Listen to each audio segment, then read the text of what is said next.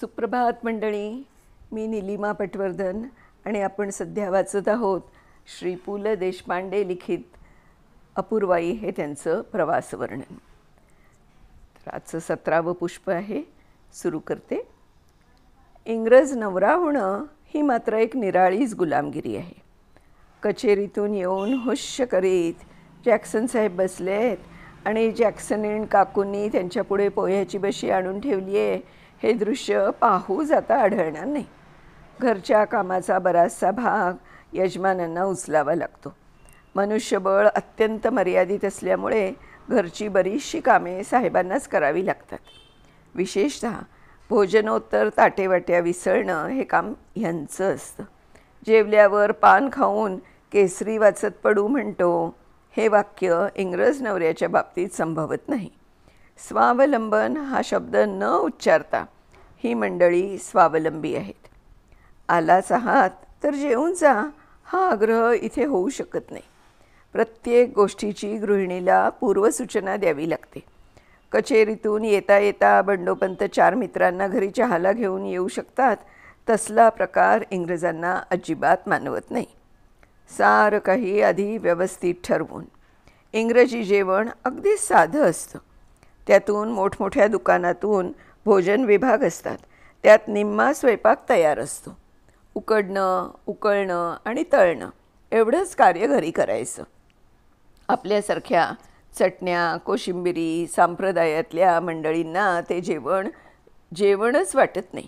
शिवाय दुकानातून मिळणारं फ्रोझन फूड अगर इतर मांसाहारी पदार्थ इतक्या स्वच्छ रीतीने ठेवलेले असतात की बाजारी म्हणून आपण ज्याला समजतो तो बाजारी गलिच्छपणा तिथे अजिबात नसतो. त्यातून थंड हवेत माशा, चिलटं हे प्रकार नाहीत. प्रत्येक वस्तू पारदर्शक कागदात गुंडाळून आणि मग ती काचेच्या कपाटात ठेवलेली असते. दुकानदार ती चिमट्याने उचलून घेणार. त्या बाबतीत इंग्रजांचं सोळं फार कडक आहे. तिथला खाटीक देखील सर्जनसारखा दिसतो. इंग्लिश हॉटेलं तर स्वच्छतेच्या बाबतीत विलक्षण जागरूक असतात. लंडनमध्ये गरिबांची हॉटेलं आहेत, श्रीमंतांचीही आहेत, परंतु पदार्थ मात्र दोन्ही ठिकाणी सारखेच मिळतात. किमतीत फरक असतो तो मुख्यतः स्थान महात्म्यामुळे. एरवी जे स्टेक पाय सेविलसारख्या महागड्या हॉटेलात, तेच लायन्ससारख्या जनता उपहारगृहात. कमी पैशाची म्हणून गलिच्छ खाद्यवस्तू विकायची हा प्रकार तिथे संभवतच नाही. इंग्रजांना डुक्कर, बैल आणि बटाटा या पलीकडे इतर खाणं फारसं परवडतही नाही. मात्र खाण्याचे शिष्टाचार मात्र दांडगे. उकडलेलं अर्धंड जरी तो खात असला तरी त्याला ते विशिष्ट काटे चमचे लागणार. त्यामुळे इंग्रजी खाण्यापेक्षा खाण्याची उपकरणीच अधिक असतात. मात्र एखाद्या इंग्रज कुटुंबात बसून जेवणं हा एक अत्यंत आनंददायक अनुभव आहे. छोटे 3-4 लोकांचं कुटुंब असायचं. बहुधा आई, बाप आणि 1-2 मुलं हा संच. तिथे थट्टा करीत गप्पा मारीत भोजन चालायचं. एखादाच पदार्थ पण आईच्या पाककौशल्याचं कौतुक करीत खायचा. एरवीचा बोल इंग्रज जेवताना बोलका होतो आणि बडबड्या फ्रेंच जेवायला बसला की स्वाद समाधीत मूक होतो. इंग्रज गप्पा मारण्यासाठी जेवेल आणि फ्रेंच माणूस जेवायची वेळ झाली की जागतिक युद्धाच्या तहाची बोलणी देखील थांबवून जेवायला उठेल. इंग्रजाला बटाटा खाण्यापेक्षा आपल्या चिमुकल्या बागेत तो लावण्यात आनंद आहे. मला वाटतं हा इंग्रज हाडाचा शेतकरीच आहे. हार्वे स्ट्रीटमधला मोठ्यातला मोठा सर्जन असो किंवा ऑक्सफर्ड युनिव्हर्सिटीतला तत्त्वज्ञानाचा प्राध्यापक असो, त्याला चिखलात हात बुचकळून काढल्याखेरीज चैनच पडत नाही. तिथले मला भेटलेले गायक आणि नट देखील कलेवरील चर्चा संपल्याबरोबर आपल्या बागेतील स्वतःची करामत दाखवायला मला घेऊन गेले. मला वाटतं बरेचसे इंग्रज बाग करायला कारण म्हणून घर घेत असावेत. स्वतःच्या परसातला कोबी किंवा टोमॅटो पाहूनच त्याला ढेकर येते आणि म्हणूनच लंडनमध्ये नोकरी करणारे बहुतेक इंग्रज सुट्टी पडली रे पडली की खेड्यांच्या दिशेनं पळतात आणि मायभूमीच्या मातीत हात खुपसतात. म्हणूनच की काय कोण जाणे, इंग्रजांचं आपल्या मायभूमीवर अतोनात प्रेम आहे. माझी माती आणि माझे आकाश असे आपण अभिमानाने म्हणतो, पण आमचा पांढरपेशा कधी भरल्या डोळ्यांनी आकाश पाहत नाही आणि कधी आपले दोन्ही हात मातीनं भरतही नाही. नेहमीचे ढगाळलेलं आकाश उजळलं की इंग्रज धावत त्याच्या छताखाली येतो आणि मोकळा वेळ मिळाला रे मिळाला की त्या मातीशी खेळत राहतो. लंडनला पोचल्यानंतर 3-4 दिवसांनी मला एडिनबराचा नाट्यसंगीत महोत्सव पाहायला जायचं होतं. त्या 2-3 दिवसात आम्ही लंडनमधील काही प्रेक्षणीय स्थळं उरकून घ्यायचं ठरवलं. स्थळं पाहण्याच्या बाबतीत अमेरिकनांचा हात धरणारे प्रवासी अन्यत्र आढळणे विरळा. प्रेक्षणीय स्थळं आणि अमेरिकन प्रवासी हे हल्ली एक अविभाज्य जोडपं झालेलं आहे. गळ्याभोवती कॅमेऱ्याचा पट्टा लटकावून कॅमेऱ्याच्या डोळ्यांनी पटापट स्थळे पाहून टाकण्याची त्यांची ताकद फारच मोठी आहे. किंबहुना प्रत्यक्ष स्थळ पाहण्यात वेळ न घालवता त्याचे घेता येतील तितके फोटो घेऊन परत अमेरिकेला पोचल्यावर ते फोटो सावकाश पाहत बसणं हीच त्यांची स्थळं पाहण्याची कल्पना असावी. पहिले 2-3 दिवस मी देखील त्याच उत्साहानं लंडन पाहण्याचा बेत आखला होता. पण हा वेग केव्हाच ओसरला, कारण पहिल्या स्थळानंच माझा संपूर्ण दिवस खाल्ला. झालं असं की बेकर स्ट्रीटच्या भुयारी रेल्वेतून बाहेर आलं की मेरीलिबोन रस्ता लागतो. डाव्या बाजूला 4-5 मिनिटांच्या अंतरावरच एक घुमट दिसतो. नकाशात पाहून आम्ही तीच मादाम तुसॉच्या मेण्याच्या मूर्तींच्या प्रदर्शनाची इमारत आहे याची खात्री करून आत गेलो. तिकिटांची बरीच बारी लागलेली होती. बारी लावणं ही एक इंग्रजाला उपजत हौस आहे. 2 इंग्रज एका शेजारी एक म्हणून नाही, लगेच रांग सुरू करतील. तिकिटांच्या खिडक्या असोत, आत उपहारगृह असो, सभा संमेलनं असोत, लिफ्ट असो किंवा टॅक्सी स्टँड असो, 3 इंग्रज की बारी सुरू. लग्नात वधूवर आणि पाद्री देखील बारी लावतात म्हणे.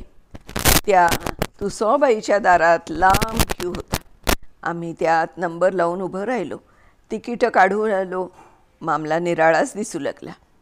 मेणाचा कुठे मागमूसच नव्हता. या प्रदर्शनाबद्दल यापूर्वी बरंच ऐकलं होतं. तिथली सजीव माणसं आणि मेणाची माणसं यात गोंधळ होतो असं ऐकलं होतं. त्यामुळे जिन्यावरून जाताना शेजारचं माणूस खरं आहे की मेणाचं आहे हे आपले उगीचंच पाहत होतो. लोकांच्या मागून निमूटपणे जाता जाता एका गोलाकार प्रेक्षागारात शिरलो आणि आमच्या ध्यानात आलं की मेणाचे प्रदर्शन सोडून आम्ही कृत्रिम तारांगणात आलो होतो. यापूर्वी मी कृत्रिम तारांगण पाहिलं नव्हतं. पुण्याला न्यू इंग्लिश स्कूलमध्ये एक तारांगण आहे. ते पाहण्याचा संकल्प तसाच राहिला आहे. महादजी शिंद्यांची छत्री, रे इंडस्ट्रियल म्युझियम आणि ते तारांगण इतकी वर्ष पुण्यात राहून अजून घडायचा योग आला नाही. त्यामुळे अचानकपणे कृत्रिम तारांगणात शिरण्याचा योग आल्यामुळे मला बरं वाटलं. तसे मी खरे तारांगणसुद्धा नीटसं पाहिलेलं नाही. सप्तर्षी, ध्रुव, व्याध वगैरे मंडळींची आणि माझी फारशी ओळख नाही. सूर्य, चंद्र वगैरे हपेसर मंडळी सोडली तर बाकीच्या आकाशस्थ पदाधिकाऱ्यांचा माझा दुरूनच संबंध आला आहे.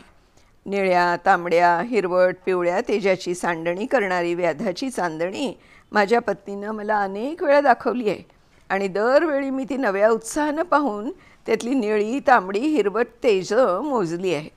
चुकून आकाशात नजर गेलीच आणि कुठल्याही 2 चांदण्या जवळ आलेल्या दिसल्या की शनी मंगळ युती असावी असं मानून मी नाक्यावरच्या मारुतीला एक नमस्कार ठोकून देतो. तारांगणातून निघून आम्ही मेणपुरीत शिरलो. इथे पुन्हा तिकिटांची बारी होतीच.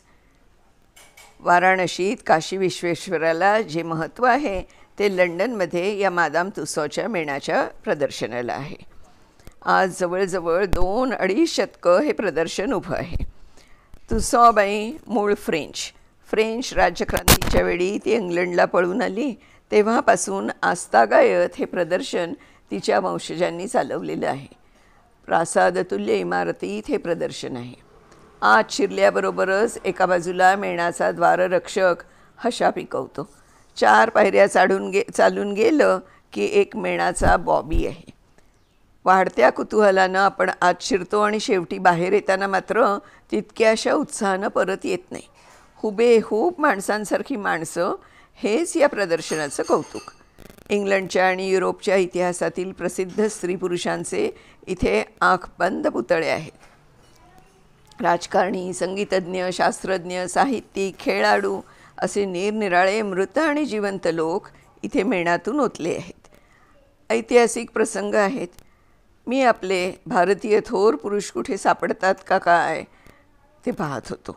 शेवटी मला व्हिक्टोरिया क्रॉस मिळवलेले काही बहादर आढळले आणि एका कपाटात महात्मा गांधी, नेहरू आणि पाकिस्तानचे पहिले गव्हर्नर जनरल म्हणून वर्णन केलेले महम्मद अली जिना हे 3 ओळखीचे चेहरे आढळले. त्यापैकी गांधी बऱ्यापैकी जमलेत. बेंगरूळ काळा डगला घातलेले नेहरू हे मात्र आपल्याकडच्या एखाद्या देशस्थ ऋग्वेदी ब्राह्मण संघाच्या कार्यवाहासारखे दिसतात. नेहरूंचा वर्ण इतका भाजणीच्या थालीपीठासारखा आहे हे मला तिथं कळलं आणि जिनांच्या चेहऱ्यावरचा भाव अगदीच मऊ मेणा होऊन असा आहे. परिचित मंडळींच्या पुतळ्यांनी जराशी निराशाच केल्यामुळे ते प्रदर्शन माझ्या मनातून एकदम उतरलं. कारागिरीच्या दृष्टीने पाहायचं म्हणजे कांबळे यांचं मेणाचं प्रदर्शन या जागतिक कीर्ती संपादन केलेल्या प्रदर्शनाहून तसूभरही उणं नाही. पण कांबळे बिचारे दादरला एखाद्या उसाच्या गुऱ्हाळाशेजारी आपला तंबू ठोकतात आणि आण्या 2 आण्यात आपली कामगिरी दाखवतात. तुसोबाईंच्या प्रदर्शनाचं तिकीट 2 रुपये असतं. मंडळी, इथे आज आपण थांबतोय आणि ह्याच्या पुढचा भाग आपण उद्या वाचणार आहोत. तोपर्यंत नमस्कार.